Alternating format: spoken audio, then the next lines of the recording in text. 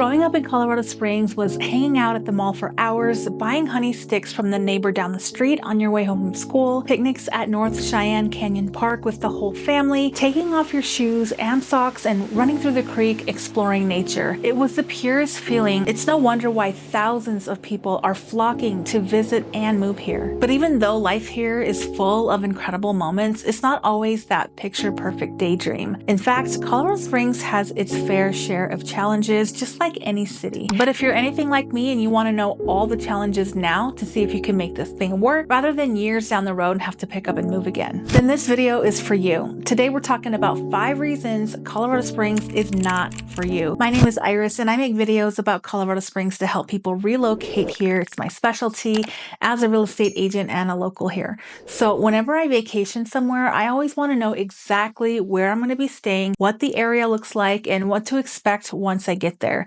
So hopefully that's what this video does for you. It helps you in a way and gives you some perspective on what living in Colorado Springs is really like. I do love it here, and I promise that my goal is not to be negative, but to be helpful. Other real estate agents are only sharing warm fuzzies, but that's not always reality.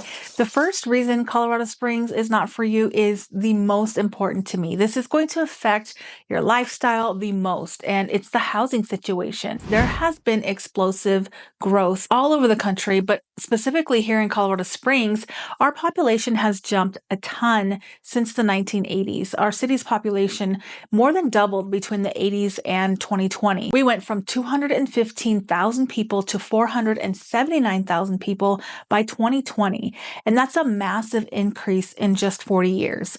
Our biggest jump, though, was from the 90s to the 2000s when we went from 281,000 residents to over 360,000 residents.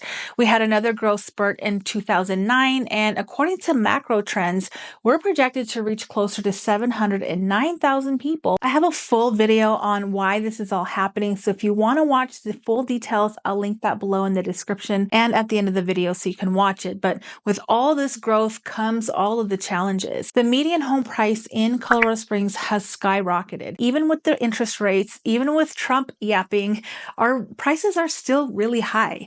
Our median home price I last checked in 2022 was $330,000, and today it sits at $484,000 for the median home price in Colorado Springs. And unfortunately, that's not any exciting looking home. It's an average looking home. And believe me, we're out there looking. I've got my buyers out there that I work with, and we're constantly looking for homes.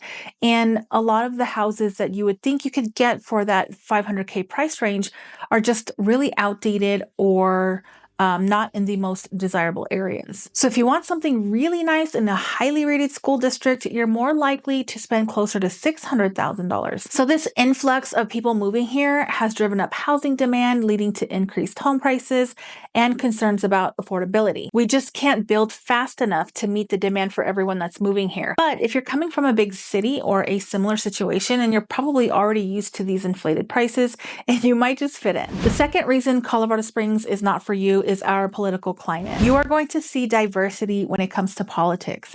I've had people tell me that they refuse to live in a neighborhood where certain flags fly.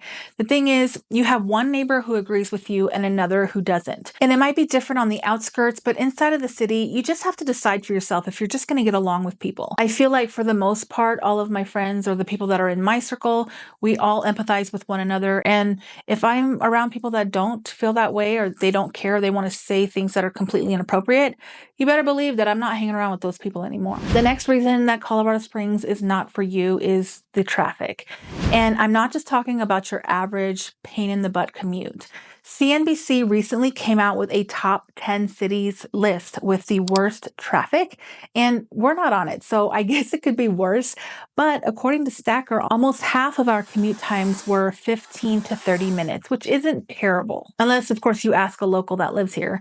But 15 to 30 minutes, it's fine. And we ranked number 135 with an average commute being 33.9 minutes. And for me, that is way too long to be out in those streets where your chances of getting into an accident go up. Last year, we had 49 traffic deaths, and just the other week, someone died from road rage on I-25. People love to speed out here, and motorcyclists, unfortunately, often are victims. So if you have a bike, you need to wear a helmet. Before 2019, a lot of bikers didn't wear helmets. as much. But now it's life-threatening if you don't. 49 deaths averages about 2 deaths per month just from being outside driving or walking even. It's so bad that we got federal funding for Safe Streets and Roads for All. It's a program. So just be careful out there, especially if you're on a motorcycle. These people are aggressive, and it's rare that someone doesn't do anything stupid while I'm out there. So Powers, 83 and I-25 during those high traffic times.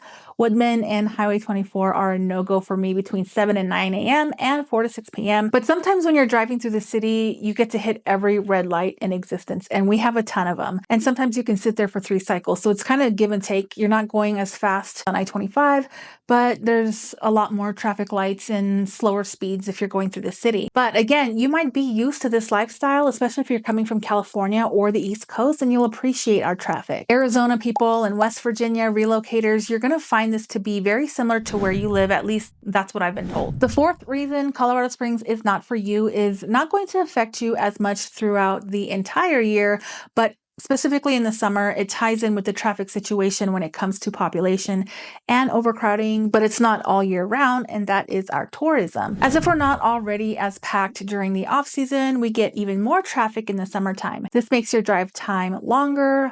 Wait times at restaurants are a lot longer. Your stay at Great Wolf Lodge, almost impossible, especially if you have a big family like mine. You have to book things way in advance.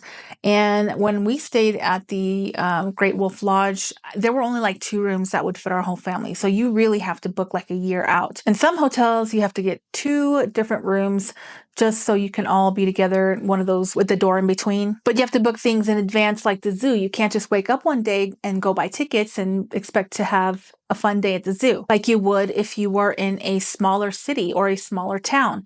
You have to buy tickets online sooner than later, and you just need a lot more planning to get the fun summer stuff done. The swimming pools are going to fill up a lot quicker. There was one time my kids were so excited about going to the swimming pool. Imagine packing your kids' lunch, all their snacks, fighting to get all the kids dressed and ready in their swimsuits and get them in the car, applying sunscreen as they squirm and scream because you accidentally got some in someone's eye. Grab all the floaties and sunglasses and towels only to show up at the Y with a sign on the door that says that the facility is full. Us locals are so used to showing up and doing all the things, but that's different now. Also, you want to consider birthday parties at the park. You can't just show up and grab a pavilion. You have to call, you have to reserve it months ahead or get there at 3 a.m. to reserve it because there's just so many people and it's a fight to get a spot at the park. But some people are so used to that. And coming from bigger cities, people are used to people just being everywhere. And if you think that's good for the economy and you're proud of where you live, it could be a good thing for you. It's all about perspective, right?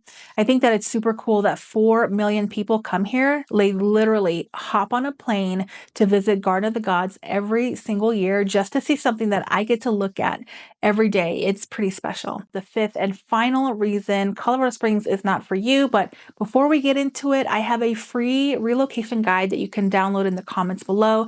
It's got all the different neighborhoods, notable events, things to do, restaurants to try when you do come and scout the land. So hopefully that'll help you. You can check that out below.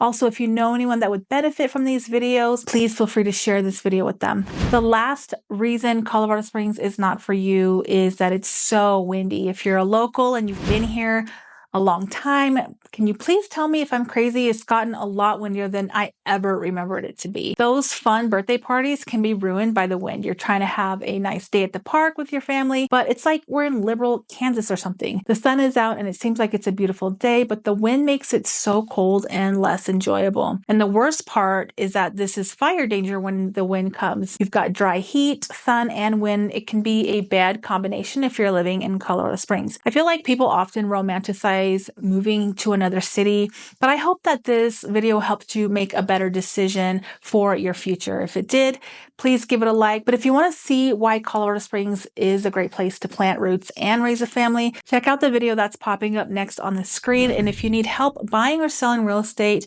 please feel free to call or text me, and I'll see you on the next video.